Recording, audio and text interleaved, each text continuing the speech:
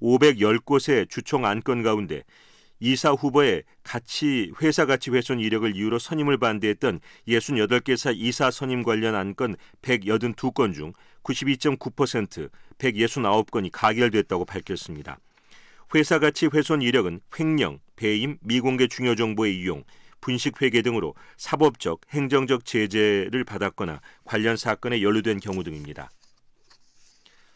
한중일 3국 외무장관 회담이 오늘부터 중국 베이징에서 2박 3일간 열리는 가운데 일본 언론들이 내일 열리는 한일 외무장관 회담에 집중적인 관심을 보이고 있습니다.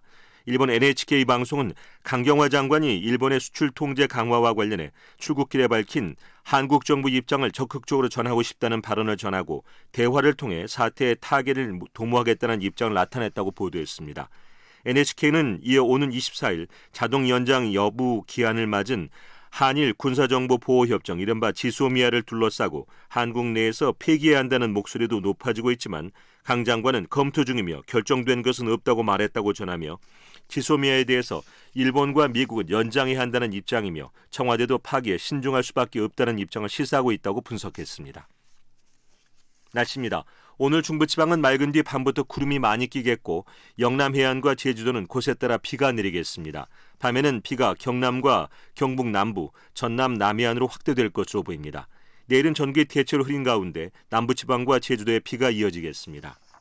지금 서울지방의 기온은 32도, 습도는 44%입니다. 지금까지 이성민이었습니다. KBS 제일라디오 5시 뉴스를 마치겠습니다. 5시 5분입니다. KBS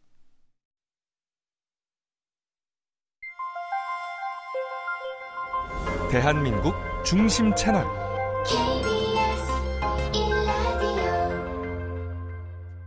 Listen everyone.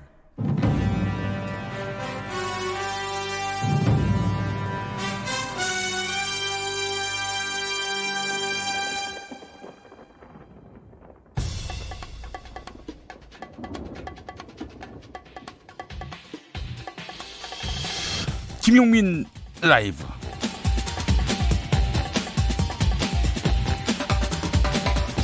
(2019년 8월 20일) 화요일입니다. 안녕하십니까, 김용민입니다. 21세기 대한민국은 굶어 죽는 사람이 없는 나라여야 한다는 믿음이 우리에겐 있습니다. 특히 지난 지방선거 당시에 더불어민주당은 보육과 교육, 병원비 걱정 없는 든든한 국가, 안전과 생명을 지키는 안심사회, 가족 행복 실현을 공약했지요. 민주당의 구청장이 몸담고 있는 서울 관악구청에서는 이런 믿음이 더 굳건했을 겁니다.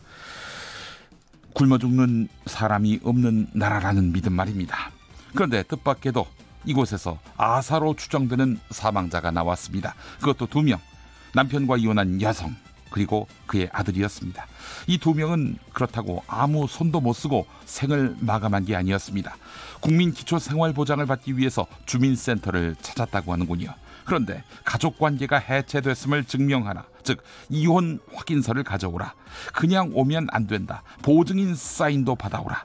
다시 이야기해서 누군가 자신을 부양할 사람이 없음을 보증인 끼어서 증명하라, 이렇게 요구받은 것입니다.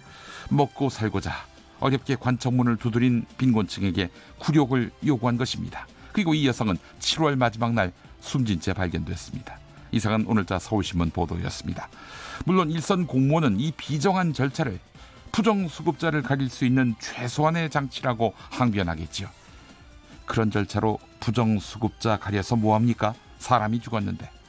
2012년 18대 대선 때 이야기이긴 하지만 문재인 대통령 후보의 당시 선거 구호는 사람이 먼저답니다. 사람이 먼저다. 이 구호를 되새길 때입니다. 당신의 저녁은 아침보다 똑똑하다. 여기는 김용민 라이브입니다. 대한민국에서 가장 겸손한 스피커가 되고 싶습니다. 여러분은 지금 KBS 1라디오를 듣고 보고 계십니다. 영상으로도 함께하고 계시죠? 유튜브 KBS 1라디오 계정, 그리고 김용민 TV로 함께 하실 수 있습니다. 유튜브 검색창에 KBS 1라디오 또는 김용민 라이브 검색해 주시기 바라겠습니다. 자, KBS 1라디오 김용민 라이브 오늘도 많이 준비했습니다. 함께 해주실 거죠? 힘차게 달려봅니다. 주파수 고정!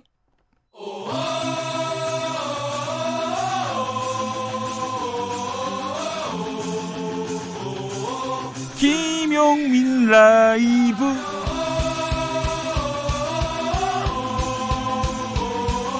매일 오후 5시 5분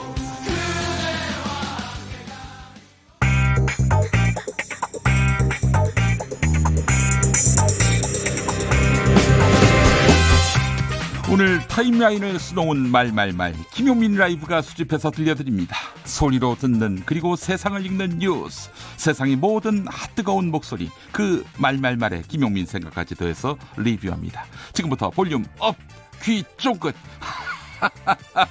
핫 소리. 일제강점기에 일본이 소유했다가 해방 이후에 남긴 재산, 적의 재산, 네, 적산이라고 하지요. 최근 명동 한복판에서 등기부등본을 확인해 봤더니 건물의 현재 소유주가 여전히 조선총독부로 기재되어 있는 문건이 여러 건 발견돼 놀라움을 주고 있습니다. 이것이 바로 적산 환수의 비극입니다. 자, 그런데 무역 도발에 나선 일본이 이 적산도 돌려달라, 이렇게 한국 정부에게 요구할 수 있다는 주장이 확산되고 있습니다. 명백한 가짜뉴스지요.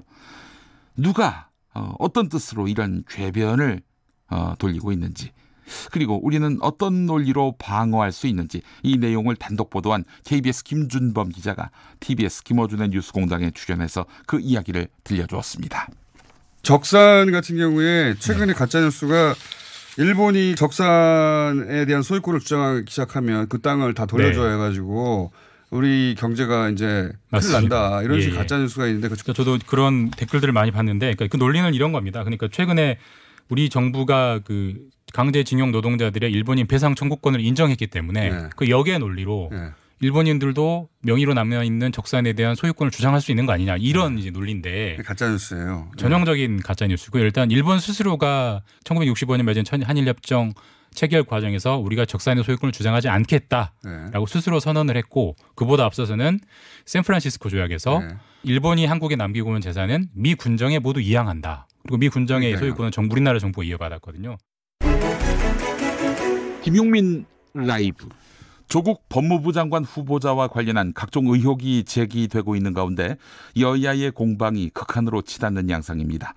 더불어민주당은 신상 털기식 의혹 제기를 중단하라고 촉구했고, 자유한국당은 조국 후보자의 자진 사퇴를 요구했습니다. 여야의 의견을 차례로 들어보겠습니다. 더불어민주당 법사위원인 김종민 의원은 TBS 김어준의 뉴스공장에 출연해서 사모펀드 논란과 조국 후보자 딸의 장학금 논란에 대해서 거짓말 투성이 의혹들이 넘쳐난다면서 한 번에 모든 의혹을 해소하려 했습니다. 들어보시죠. 조국 후보자는 어디에 투자를 했는지, 그 투자한 회사가 어딘지를 전혀 모르고 이번에 아는 거예요. 그리고 이거는 법적으로는 모르게 돼 있는 거기 때문에 야당 쪽에서 조국 수석이 알았다고 하는 증거를 내놓으면 조국 수석 사퇴해야 되는 거고, 그럼 뭐 당장 그런 증거가 없으면 의혹이 아닌 걸 의혹 제기한 거가 되는 거예요. 자, 그리고 한 가지만, 그 딸이 장학금 받은 문제 제가 발단만 얘기해 드릴게요. 가만히 보니까 얘가 잘못하면 낙오할 것 같아요. 완전히 의기소침해가지고. 얘를 불러다가 다시 회복을 해서 다시 한번 제대로 이제 제기를 하면 내가 장학금 줄게 약속을 한 거예요. 내 개인 장학금. 거기까지 제가 이해했거든요. 그러니까 이거는 처음에는 저도 이제 학교에서 주는 그런 공공 성격의 장학금인 줄 알았더니 교수 개인이 책정한 사비로 교수가 상황에 따라 학생들한테 여러 가지 기준을 주는 그건 이해했는데, 이게 이제 거기서 한 발 더 나가서 부산오리온 원작이 된 게 이게 영향을 행사한 거 아니냐. 자, 근데 이 문제는 장학금을 준 때에 6번 중에 3번은 박근혜 정권 때 준 겁니다. 그렇죠. 박근혜 정권 때 그때 이제 일종의 제야 야당 뭐 진보 이래가지고 좀 약간 미운 털이 박힌 서울대 교수 아닙니까? 한편 자유한국당은 인사청문회를 앞두고 조국 법무부 장관 후보자와 그 가족들을 검찰에 고발하며 전면전을 선포했습니다. 부동산 위장 매매 의혹, 웅동학원 소송 의혹을 문제 삼은 것인데요. 국회 법사위원장인 여상규 자유한국당 의원은 MBC 김종배의 시선집중에 출연해 이 같은 입장을 밝혔습니다. 조국 후보자 동생의 전 부인이 언론에 보낸 호소문과 관련해서 법적인 조사와 검토를 통해서 위장 이혼과 부동산 위장 매매를 법적으로 따져보자, 이렇게 말했습니다. 그런 호소문 내용처럼 주장을 한다면 그렇게 볼 수도 있겠죠. 또 사실관계가 그럴 수도 있겠고요. 예. 그러나 일반적인 상식에 비추어서는 맞지 않다는 것입니다. 어떻게 보통 이혼한 며느리하고 어떻게 같이 삽니까? 시어머니가. 그런 게 있다 하더라도 손자가 있다든지 이런 여러 가지 문제가 있겠죠. 그런 특수관계를 말씀하시면 그것은 이제 상식에 맞지 않기 때문에 그런 것들에 대해서 법적인 조사와 검토가 필요하다. 바로 그 점인데요. 법적인 조사와 검토를 통해서 이게 예를 들어서 위장 이혼이고 부동산도 위장 매매라고 하는 것들을 법적으로 입증할 수가 있는 겁니까? 여러 가지 정황 사실에 비추어서 검토할 수 있겠죠. 모든 범죄 사실이 피의자가 인정하는 범죄 사실이 그렇게 많지 않습니다. 대부분 부인하죠. 그래서 이런 것들을 수사를 해보면 이게 진짜 이혼한 게 맞구나. 안 그러면 이거 가장이혼에 불과하다. 이런 판단을 내릴 수가 있는 거죠. 거기에 따라서 조세 포탈죄가 되는 것이고 또 부동산 실명법 위반죄가 되는 것이고 이런 범죄들이 밝혀지는 거죠. 조국 법무부 장관 후보자는 연일 이어지는 의혹 제기에 대해서 공약으로서 국면 전환을 꾀한 것일까? 조국 후보자는 법무부 장관이 된다면 펼쳐보고 싶은 법무 검찰 정책을 국민 앞에 직접 밝히고자 한다. 이렇게 말하면서 안전을 화두로 하는 5대 과제를 발표했습니다. 그러자 취재진은 검증이 거세지는 시점에 후보자가 이례적으로 정책을 발표하는 이유가 무엇이냐고 물었는데요. 그 질문에 대한 조국 후보자의 답변과 정신질환으로 인한 범죄를 막기 위해서는 처벌보다 치료가 중요하다는 정책을 발표하는 부분 들어보겠습니다. 오늘 조국 후보자의 출근길 상황입니다. 정신질환으로 인한 범죄를 막기 위해서는 처벌보다 치료가 중요합니다. 재범 위험성이 높은 고위험군 정신질환자에 대해서는 재판 중이거나 교도소 수용 중에 치료 명령을 청구하는 제도와 가석방 기간 중에 치료받는 것을 조건으로 하여 가석방시키는 법제도를 만들겠습니다. 또한 정신질환자가 출소한 후에도 지역의 정신건강복지센터와 같이 정신질환 범죄자를 지속적으로 살펴 출소 후 재범을 저지르지 않도록 지속적으로 관리해 나가겠습니다. 검증이 거세지는 시점에 굳이 후보자로서 이례적으로 정책을 발표하신 이유가 있으신가요? 지금 내정시에 말씀드렸던 약속을 지키는 것입니다.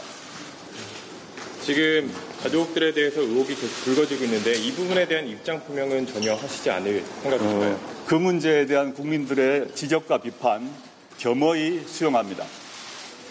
상세한 경위, 배경 등 실체적 진실은 국회 청문회에서 성실히 답하겠습니다. 김용민 라이브. 대한체육회가 오늘부터 일본에서 열리는 도쿄올림픽 단장회의에 참석해 독도 표기와 방사능 문제를 집중적으로 따질 계획입니다. 자, 그렇다면 후쿠시마의 현재 상황은 객관적으로 어떠할까요? 최근 후쿠시마 주민들을 만나 이야기를 들어본 탈핵 법률가 모임 해바라기의 대표 김영희 변호사가 CBS 김현정의 뉴스쇼에 나와서 이야기를 풀어놓았습니다. 후쿠시마에서 60km 떨어진 지점에 살았던 주민이 피난 가야 했던 이유, 20km 안에서만 문제가 있다, 이렇게 일본이 주장을 하지 않았습니까? 근데 60km나 떨어진 지점에 살았던 주민이 왜 피난을 가야 했는지, 세슘은 과연 몇 년이 지나야 자연 방사능 수준으로 돌아오는지, 이 이야기를 면밀히 짚었습니다. 들어보시죠. 근데 이분은 60km 지점에 사셨는데도 피난을 가신 이유가 있답니까? 몸에서 매일 설사를 해서 찾아봤더니 이게 피폭 증상이라는 걸 알고 너무 놀라서 피난 명령이 안 내려졌지만 피난을 했다고 하고. 여러분, 이건 이제 2011년입니다. 그로부터 이제 8년 지났습니다. 네. 그 당시에 이렇게 심각했다는 거는 우리가 지금 다시 되새겼는데 8년 지났으니까 괜찮다, 들어가서 살만하다 해서 일본 정부에는 들어가 살라고 한 거잖아. 대피령 내렸던 그곳까지도 들어가 살라고, 벼농사 지어도 된다고, 거기 물 먹어도 된다고 하는 거 아닙니까? 지금 그렇게 기한을 강요하고 있는데요. 지원금을 끊는 방식으로 20km 이내 지역에도 기한을 강제하고 있는데, 귀환? 예, 실제로는 방사능이라는 거는 세슘은 예를 들어서 반감기가 30년이면 300년이 지나야 자연 방사능 수준으로 돌아오는 시기거든요. 완전히 사라지는 데는 300년이나 걸려요? 완전히도 아니고 그 경우에도 1024분의 1이 남아있고, 플루토늄 같은 경우는 더 24,000년이 반감기니까 24만 년이 지나야 되고, 이런 식으로 굉장히 오래가는. 마야의 위풍당당 듣고 오겠습니다.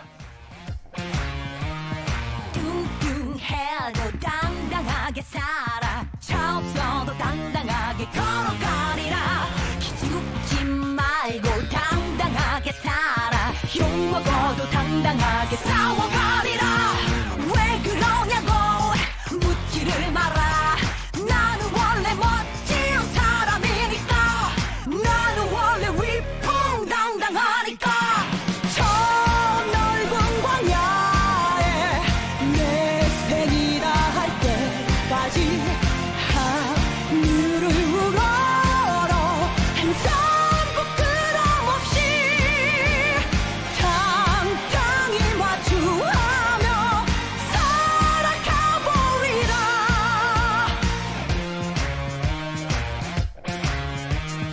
빼지 말고 끝장나게 놀아. 겁나게 애진하게 살아가리라. 쫄지 말고 당당하게 외쳐. 맞지 말고 시원하게 날려보리라. 왜 그러냐고 묻지를 마라. 나는 원래 멋진 사람이니까. 나는 원래 위풍당당하니까. 저 넓은 광야에 내 생이라 할 때까지 하늘을 우러러 한 점도 그럼 없이 당당히 마주하며 살아가보리라. 어우 답답한 가슴이 시원히 뚫리지. 어우 피 끓는 심장이 터질 듯 날 깨우고 있어. 일어나. 저 넓은 광야에 내 생이라 할 때까지 하늘을 우러러 한 점도 그럼 없이 당당히 마주하며 살아가보리라. 당당히 마주하며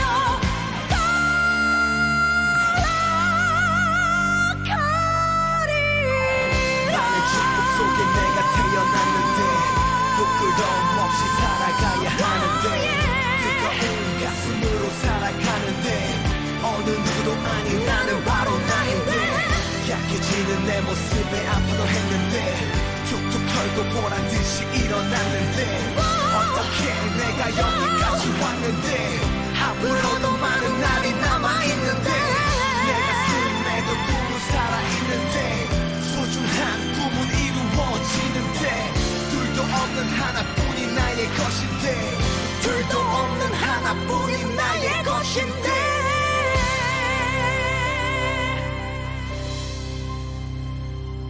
KBS 1라디오 김용민 라이브 함께하고 계십니다. 자, 여러분들 문자 많이 보내주셨어요. 김도규님, 제 여는 말 들으시고 아이고 아사라니 굶어 죽다니 다른 방법이 없을까? 먼저 밥 먹게 해주고 나중에 증명하게 하면 안 되나? 이런 문자 보내셨어요. 장호민님, 믿고 사는 따뜻한 사회라면 당연히 셀프 증명으로 저소득 보호 대상자 지정돼야 하겠지만 그리 이 단순한 사회가 아닙니다. 부정수급자가 있으니 제도 보완해야겠습니다. 뭐 이런 견해도 있습니다. 일리 있는 말씀인데 글쎄요, 부정수급자가 그렇게 많나요? 사람이 죽어나가는 상황에서도 이것부터 따져야 한다는 것은 과연 온당한 것인지 하는 생각도 들고 말이죠. 임종호님, 빨리 청문회를 열어서 밝히면 될 걸 계속 여론전만 펼치네요. 조국 법무부 장관 후보자 논란에 대해서 하신 말씀 같습니다. 자유한국당은 9월에 청문회 열자는 거 아닙니까? 한 열흘 동안 더 이 국면을 이어가겠다라는 뜻으로 보이는데 말이죠. 주용성님, 법무부 장관은 법의 최후 보호자입니다. 철저한 검증과 해명이 필요합니다. 국민들이 불안합니다. 이런 말씀하셨고요. 낭만자객님, 얼른 청문회 열어서 국민들 앞에서 진상을 열어보죠. 그래서 아니다 싶으면 국민이 판단할 것입니다. 라고 말씀해 주셨습니다. 다양한 의견 잘 받았습니다. 교통정보센터 다녀오겠습니다. 오수미 씨. 네, 시각 교통정보입니다. 저녁 시간을 앞두고 교통량이 급속히 늘어날 때입니다. 돌발 상황이 생기지 않도록 주의를 기울여 주시기 바랍니다. 먼저 서울 시내는 올림픽대로 공항 쪽으로 가양대교를 조금 못 간 지점 3차로에 추돌 사고가 발생했습니다. 뒤쪽으로 정체가 심하고요. 경부고속도로 서울 백면은 양재를 조금 지나 1차로에 고장난 차가 생겨나 여파로 달래내부터 많이 막히고 있습니다. 이전에도 동탄을 지나 신갈까지는 11km나 긴 구간에서 밀리고 있고 판교 분기점에서도 주춤합니다. 서울 외곽고속도로 판교에서 구리 방면 송파 1차로에 고장난 승용차가 서 있어서 지장을 받아 속도가 떨어져 있고요. 서울 양양고속도로 서울 쪽 덕소 3패를 지나 강일까지 4km 구간에서 막힙니다. 서해안고속도로 서울 쪽으로는 서평택 분기점에서 정체를 시작으로 화성 휴게소 부근까지 11km 밀리고 있고요. 계속해서 매송 휴게소에서 용담터널, 서서울 요금소에서 조남 분기점, 또 금천 일대까지 느리게 이동을 합니다. 지금까지 KBS 교통정보센터였습니다. 김용민 라이브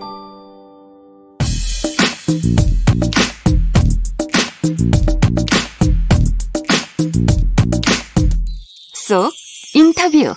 귀에 쏙 맘에 쏙 쏙쏙쏙 인터뷰 시간입니다. 자, 이번에 KBS가 광복절을 앞두고 의미 있는 특집 프로그램을 방송했습니다. KBS 탐사보도부가 해냈는데요. 처절했던 독립운동의 역사 뒤에 숨어있던 밀정의 그림자를 찾아낸 것입니다. 밀정, 무슨 뜻인지 아시죠? 무려 8개월 동안의 추적 끝에 KBS 탐사보도부가 895명 밀정의 이름을 찾아냈는데요.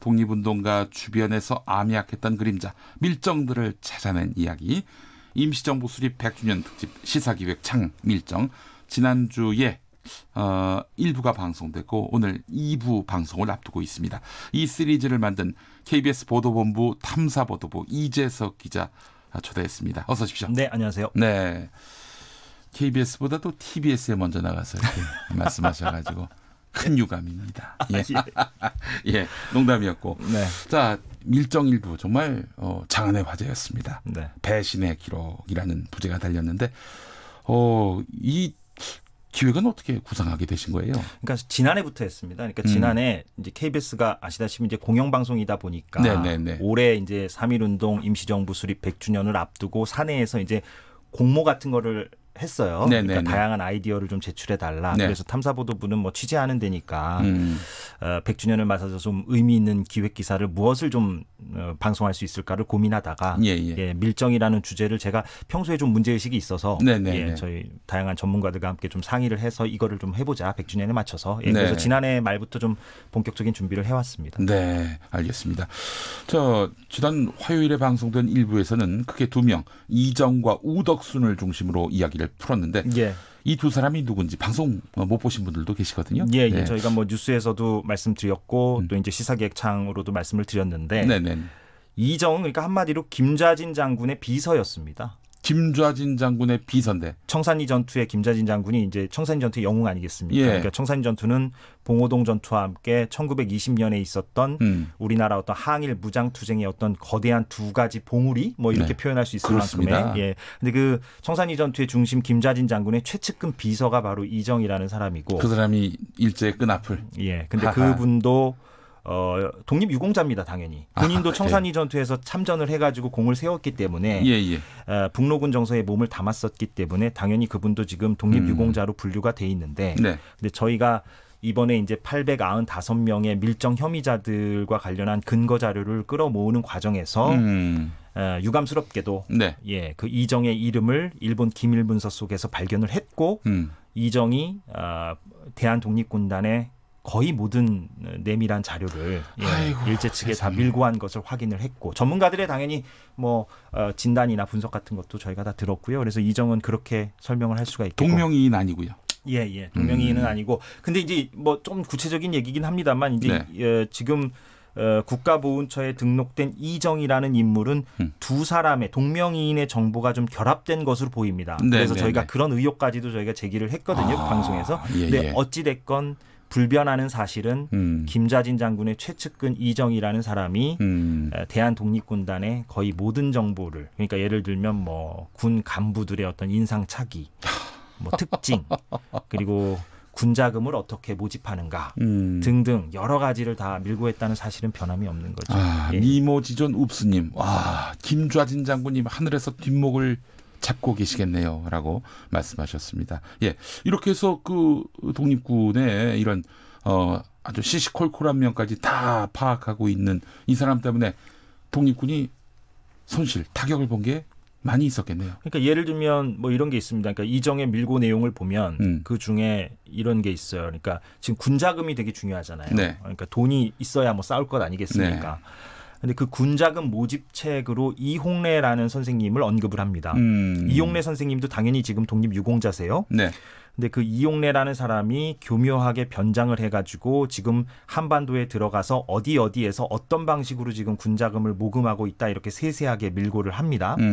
그런데 공교롭게도 그 이정의 밀고가 있고 나서 채 한 달이 되지 않아 이용래 선생님은 붙잡힙니다. 네. 그래서 옥고를 치르죠. 네. 예. 그런데 굉장히 인상적이었던 것은 지금 국립서울현충원에 가보면 그 밀고했던 이정과 네. 밀고의 대상자였던 이홍래 선생님의 위패가 나란히 놓여져 있습니다. 아이고, 이런 참. 그거는 저희도 현장에 가봐서 알게 됐어요. 저희도 뭐 몰랐죠, 당연히. 근데 현장에 저희가 이제 그 위패를 촬영하려고 갔다가 그러니까 어떻게 보면 밀고자와 밀고 대상자가 나란히 놓여져 있다라는 사실을 현장에서 확인을 하고 많이 좀 씁쓸했다고 할까요? 알겠습니다. 아, 참.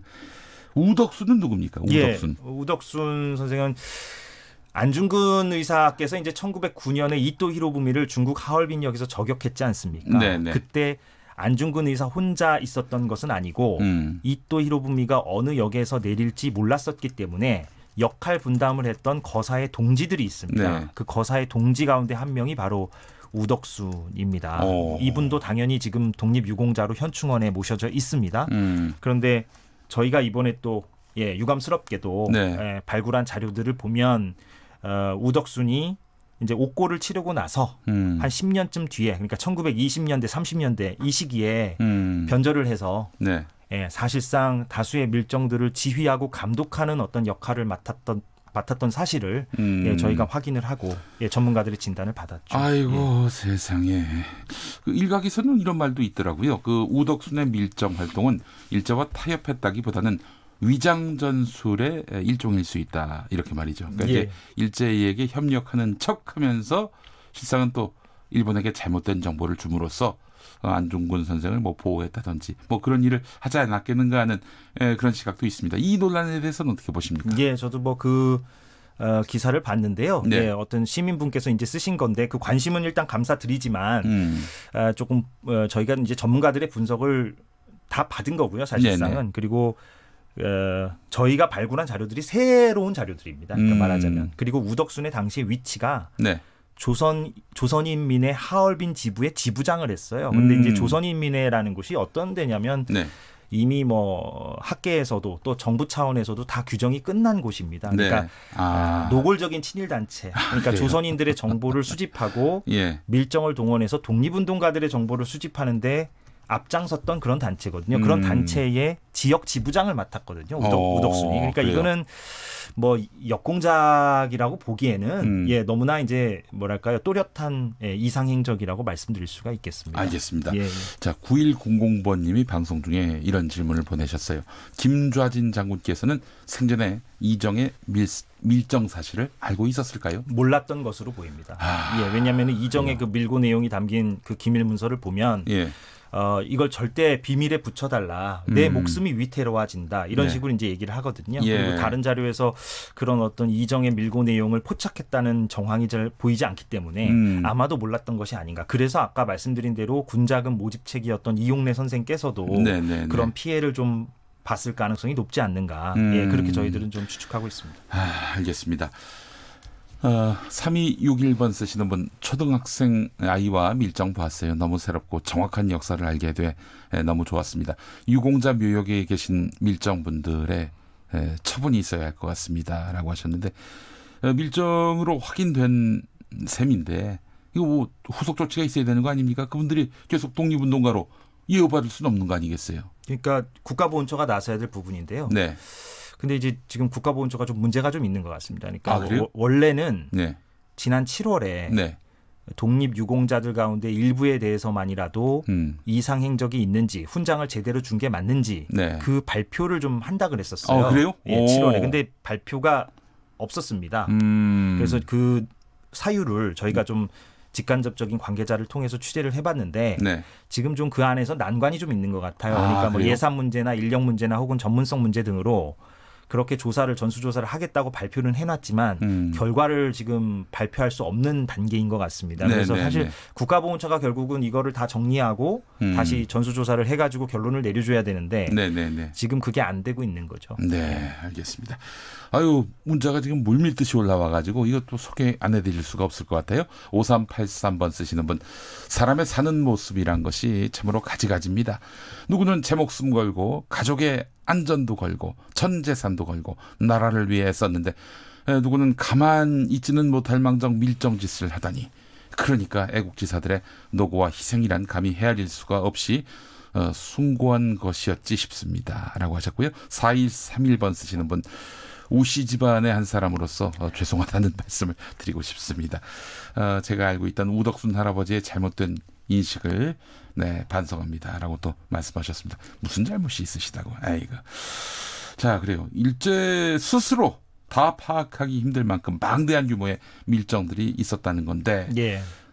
일본은 이 밀정들을 어떻게 회유했는지 또 어떻게 후사는 어떻게 했는지 궁금합니다. 그러니까 좀 구분해서 볼 필요가 있을 것 같습니다. 그러니까 저희가 이번 방송에서 주로 독립유공자분들을 다뤘던 이유는 그분들은 이제 지금 유공자고 현충원에 모셔서 있으니까 조금 더 엄격한 잣대로 저희가 다뤘다고 볼 수가 있겠고요.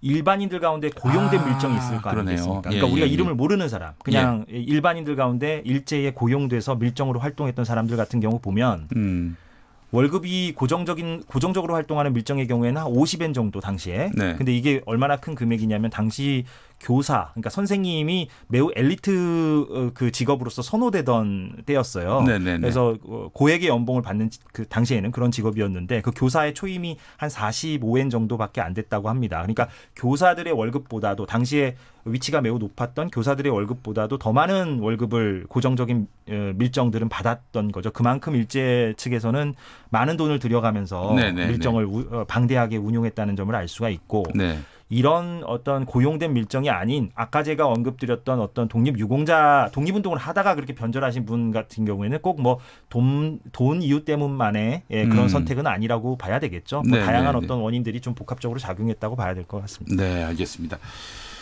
자, 이 밀정을 회유시키는 작전 선봉에 선 사람은 조선군 사령관 우스노미야다로라고 하는데 오늘 방송되는 2부에서 이 사람이 등장한다고요? 예, 그렇습니다. 그러니까 지난 1부의 부제가 배신의 기록이었고 오늘 2부 밀정 2부의 부제목이 이제 임시정부를 파괴하라인데요. 그 임시정부가 1919년에 이제 세워지지 않습니까? 근데 이제 그때 당시에 조선군 사령관, 그러니까 한반도 내에서 총독에 이어서 권력 서열 2위였던 우스노미야 조선군 사령관이 그 임시정부를 무너뜨리기 위해서. 그러니까 우스노미야가 썼던 표현을 빌리자면 절붕이라는 표현을 쓰거든요. 절붕. 무너뜨린다. 임시정부를 절붕시키기 위해서 어떻게 그 독립운동가를 포섭하고 회유하려 했는지, 어떤 작전들을 썼는지 이런 것들을 저희가 입수한 단독 자료를 토대로 오늘 밤에 좀 전해드릴 예정입니다. 알겠습니다. 오늘 또 기대가 됩니다. 자, 일제강점기 때 밀정이 있었다는 사실은 뭐 이미 영화를 통해서도 모르는 국민이 없을 겁니다. 근데 어떻게 KBS가 취재하기 전까지 아무도 몰랐는지 학계에서의 연구는 지지부진했던 것인지 이렇게 또 묻지 않을 수가 없어요. 그 이유가 좀 복합적으로 있는데 먼저 첫째는 밀정에 관한 정보가 어디 한 큰 덩어리가 한 군데 모여 있는 게 아니라 조각조각 흩어져 있습니다. 그러니까 그거를 좀 끌어 모아야 되고요. 근데 그러려면은 예산과 인력과 시간이 필요하지 않습니까? 그런데 이제 저희가 학계 전문가들한테 물어보니까 그런 말씀을 하시더라고요. 그러니까 숨겨진 독립운동가들을 발굴하는데도 예산 인력이 부족한데 우리 안에 어두운 이야기를 끄집어내는데 우리가 한정된 예산과 인력과 시간을 쓰기에는 현실적으로 쉽지가 않았다. 그래서 이번에 KBS가 어떻게 이렇게 장기간에 걸쳐서 취재를 했으니까 이게 드러난 거지. 사실상 그런 어두운 이야기를 먼저 그렇게 돈을 들여가면서 시간을 들여가면서 하기에는 현실적으로 난관이 좀 있었다 이렇게 얘기를 하시더라고요. 네, 알겠습니다. 서둘러야 하겠네요. 왜냐하면은 아니 지금 국립현충원에 말이죠. 자기들을 못 살게 굴었던 사람들 또 자기들 뒤통수 쳤던 사람들하고 같이 묻혀 있다는 것이 돌아가신 분들에게 얼마나 불명예고 또 굴욕적인 일입니까? 그렇지 않습니까? 예. 베네치아님, 현충원 친일파들 파묘가 안 된다면은 친일파 구역을 지정해서 거기로 따로 묻어줘야 하는 거 아닌가 하는 그런 말씀을 해주셨습니다. 예. 자, 오늘은 김구 선생과 7년을 동고동락했던 경호원 의열단 단원도 밀정이었다. 이 내용 보도한다고요? 예, 아까 말씀드린 대로 우스노미야 사령관 얘기도 하고요. 네. 또 임시정부 하면 이제 김구 선생을 빼놓을 수 없잖아요. 네. 김구 선생이 맡았던 그 직무가 바로 경무국장, 그러니까 밀정을 처단하는 역할을 맡았습니다. 예. 김구 선생께서 처음부터 주석이었던 건 아니니까. 근데 그때 김구 선생과 동고동락하면서 밀정을 처단하는 역할을 했던 그 경호원 중에서도 밀정이 있었다는 사실을 저희가 보도를 할 예정이고요. 네. 또 이제 약상 김원봉 선생 의열단장이었죠. 김원봉을 잡기 위해서 일제가 어떻게 밀정을 운용했는지도 저희가 단독 자료를 통해서 단독 발굴 자료를 통해서 전해드릴 예정입니다. 제가 이렇게 생각해도 되는 건지 모르겠습니다. 만약에 이런 밀정들이 제대로 이렇게 파악되고 그렇게 해서 응징돼서 임시정부가 정말 강고한 어떤 이 조직체가 되고 또 독립군이나 광복군이 밀정 없이 이렇게 제대로 운용됐다면은 우리가 자력으로 자주독립을 이뤄낼 수도 있지 않았을까 하는 그런 상상을 해볼 수는 있죠. 물론 현실적으로는 따져봐야 될 여러 가지를 따져봐야 되겠습니다만 그런 상상도 해볼 수는 있죠. 그러면 분명히 전력 약화에는 이 밀정들이 치명적인 어떤 상처를 입히고 그 안에 불신, 서로가 서로를 믿지 못하는. 그래서 어떤 교수님께서는 일본 경찰보다 더 무서운 게 밀정이다. 그러니까 불신을 조장하니까 그 조직을 붕괴시켜 버리니까 그런 얘기를 하죠. 과거에는 세작이라고 불렸던 사람들, 이런 사람들이 우리 임시정부라든지 독립군, 광복군의 밀정으로서 기생했다. 역사 바로 세우기에 KBS가 앞장서고 있어요. 탐사보도부가. 너무 수고 많이 하셨고 오늘 밤 2부도 기대하겠습니다. 밀정 방영 시간을 물으신 분이 있습니다. 5806번 쓰시는 분 직접 알려주시죠. 오늘 밀정 2부는 밤 10시에 KBS 1TV 시사기획 창에서 방송됩니다. 제목은 임시정부를 파괴하라. 알겠습니다. KBS 보도본부 탐사보도부 이재석 기자와 함께했습니다. 말씀 잘 들었습니다. 고맙습니다.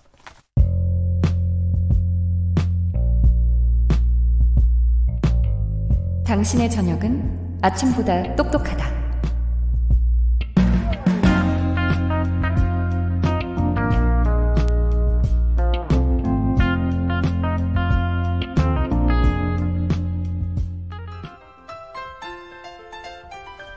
여러분 안녕하십니까. 용용 엄기용입니다. 김용민 라이브의 전문 리포터.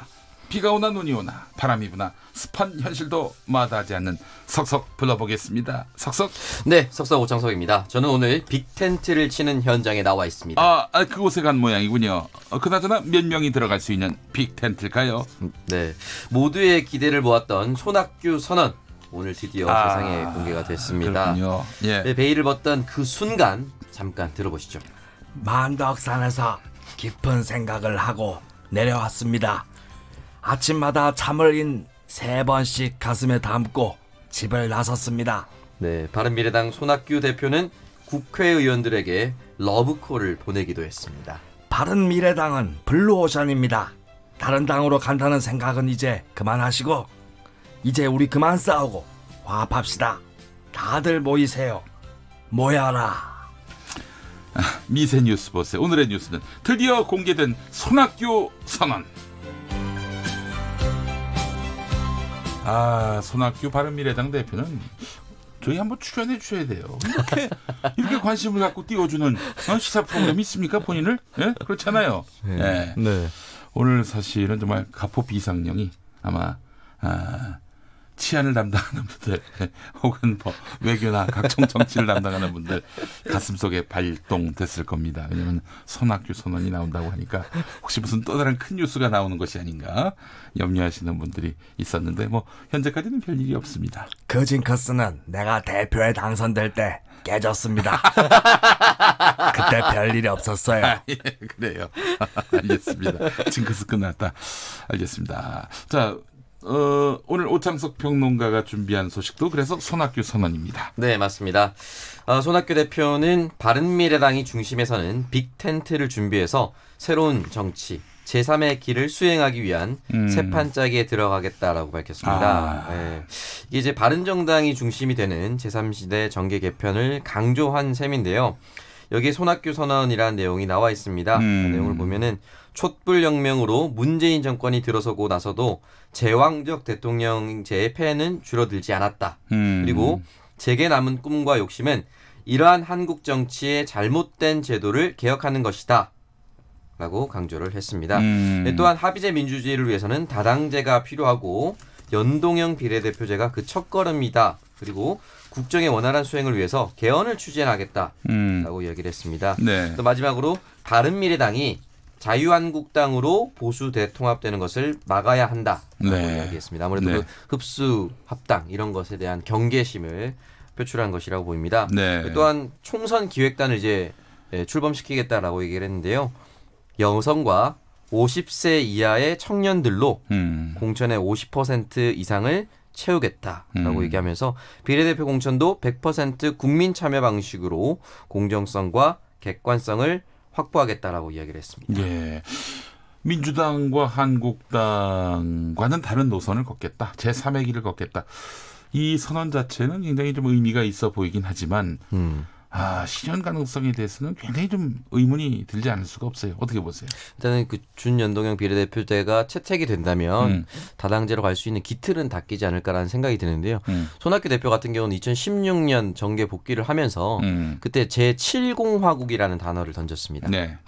그때도 다당제 중심 그리고 연립정부가 가능한 개헌을 하자라는 이야기를 남겼는데요. 그때나 지금이나 일단은 맥락은 줄곧 똑같다라고 볼 수 있습니다. 네, 알겠습니다. 자, 김수민 평론가. 네. 제7공화국 그것만 한번 좀 성대모사 부탁하겠습니다. 이제는 바꿀 때도 됐습니다. 제7공화국. 6공화국 너무 오래 했어요. 6공화국이 벌써 30년이 됐어요. 네. 30년 넘었어요. 네, 그렇습니다. 그래요, 알겠습니다. 난근님, 손학규 선언이 나왔습니까? 포털에 없던데. 네. 포털만 보시나.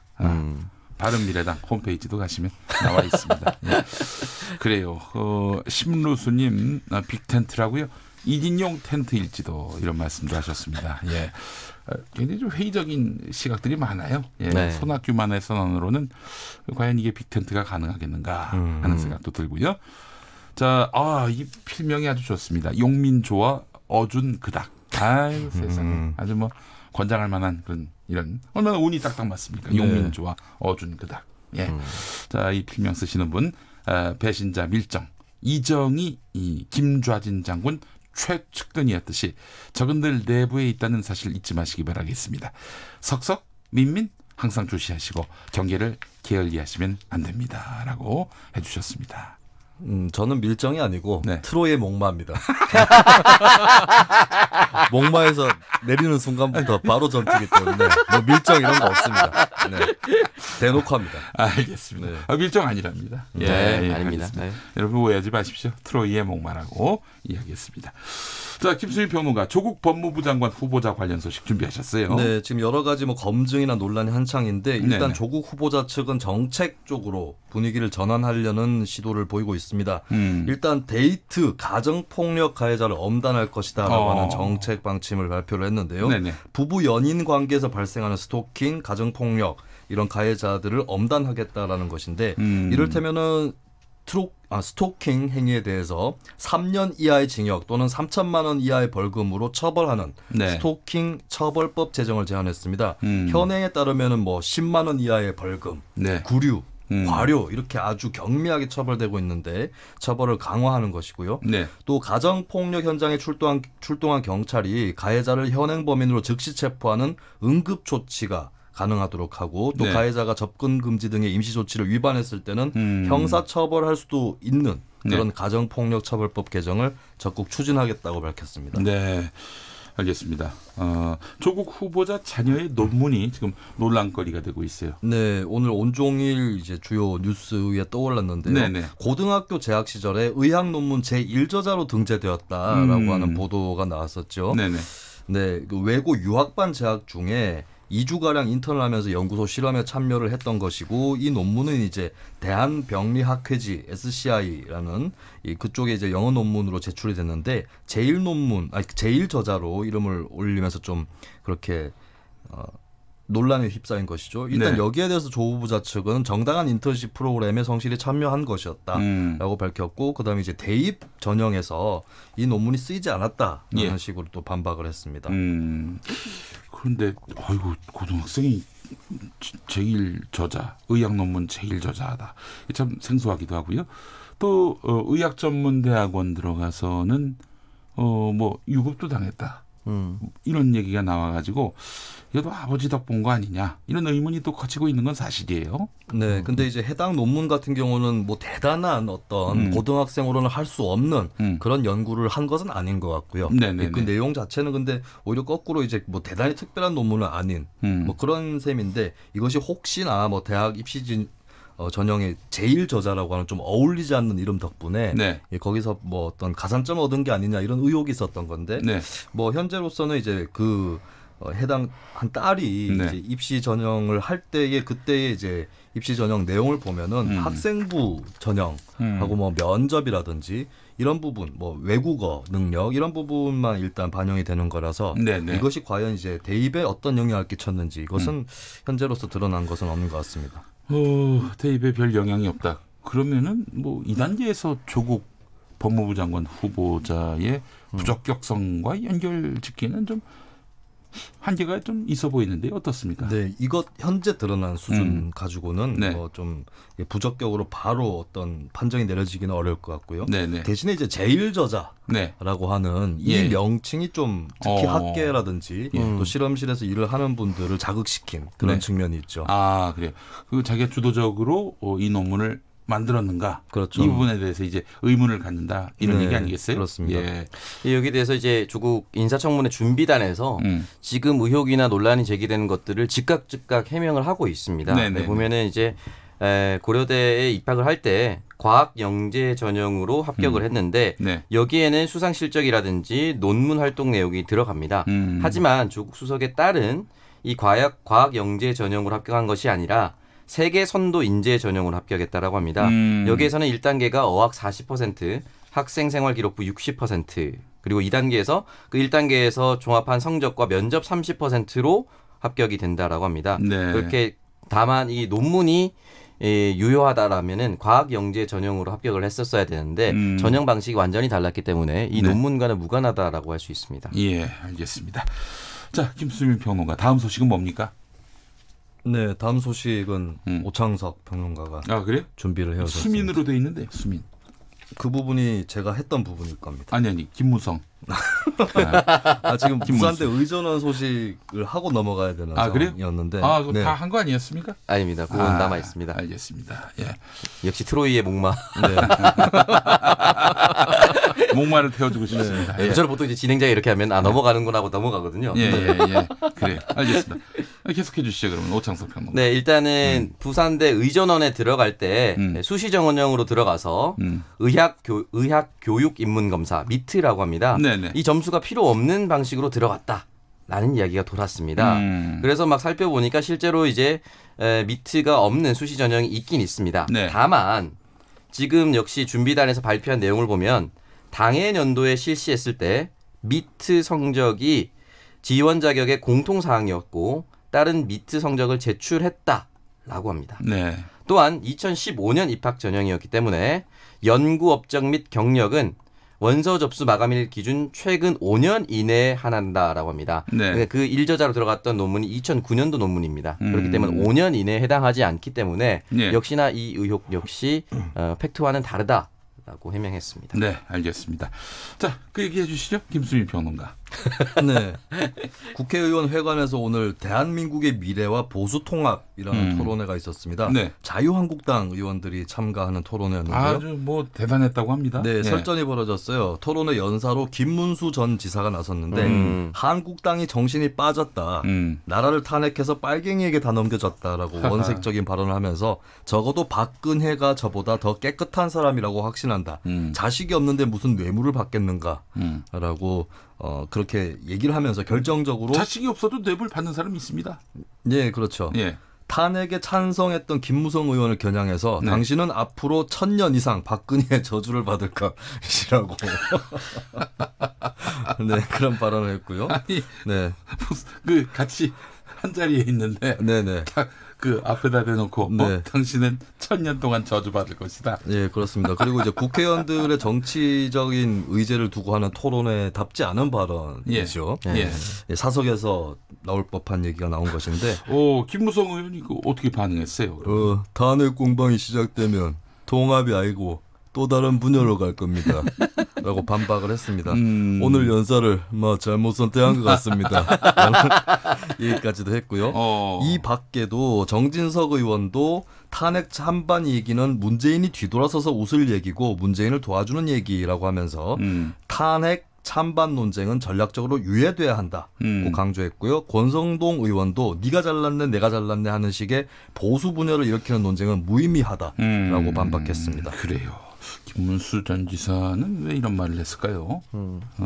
참 이해가 안 되네요. 네, 어떻게 보세요? 사실은 이제 탄핵을 추진할 때 초창기에만 해도 김 전 지사가 국회의원이 아니었으니까 탄핵 찬성표, 반대표 이렇게 던질 수는 없는 상황이었지만 처음에는 분명히 탄핵을 추진하는 모임에 있었거든요. 그렇습니다. 탄핵 찬성했어요. 예, 김문수 전 지사가. 예, 근데 갑자기 이제 태극기 시위 때부터 돌아서 가지고 탄핵 반대 활동을 벌이는 것. 이것은 글쎄요. 그 당시 이제 바른정당으로 탈당하는데도 가담을 하지 않았는데 사실 당시 바른정당에는 대선 주자급 정치인이 상당히 많았습니다. 네. 당의 규모에 비해서. 네네. 어떻게 보면 이제 본인이 설 자리가 없다고 판단을 한 다음에 남아있는 어떻게 보면 친박 잔류 세력들의 새로운 리더가 되겠다. 네. 이런 포부가 있었던 게 아닌가. 뭐 그렇게밖에는 볼 수 없는 굉장히 화려한 변신이었죠. 네, 알겠습니다.